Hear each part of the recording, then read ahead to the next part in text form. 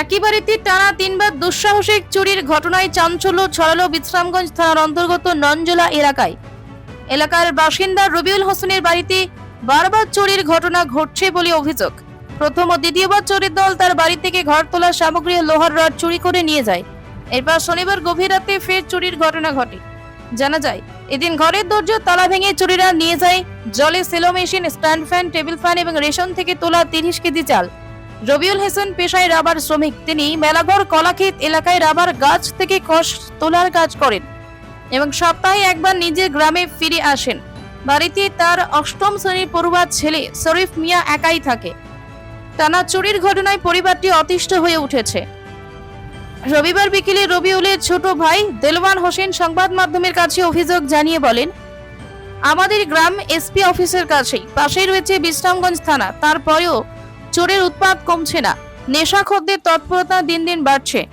রাতের আধারে পুলিশের টহলদারি একেবারেই নেই। গ্রামের মানুষজনের অভিযোগ, পুলিশি নজরদারি না থাকায় রাতের অন্ধকারে চোরেরা দাপিয়ে বেড়াচ্ছে। তারা অবিলম্বে বিশ্রামগঞ্জ থানা পুলিশকে রাতের আধারে নিয়মিত টহলদারির দাবি জানিয়েছেন।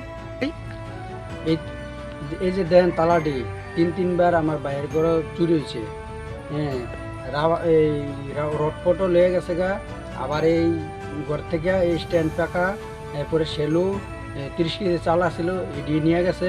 আমার বাইরে না থাকে না, সপ্তাহে 1-2 বার আইয়ে তারা মেলাঘর কলাক্ষেতে রাবার বাগান টাগান কাটে, এই জায়গাতে থাকে তারা সপ্তাহ আইয়ে। হ্যাঁ, এই বিষয়টি হইতেছে।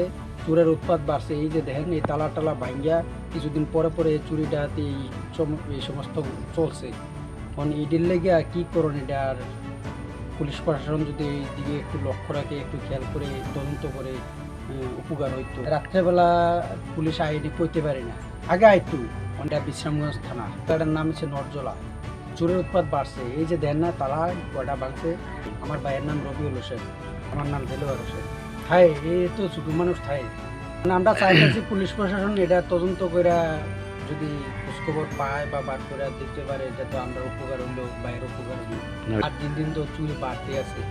পুলিশ যদি এটি না ধরে তাহলে তো চুরির সংখ্যা আরো বাড়বো, আরো বাড়তে আছে। হ্যাঁ, এরপরে মদ টদ খায়, খাইয়া ট্যাবলেট খায়, এইসব চুর।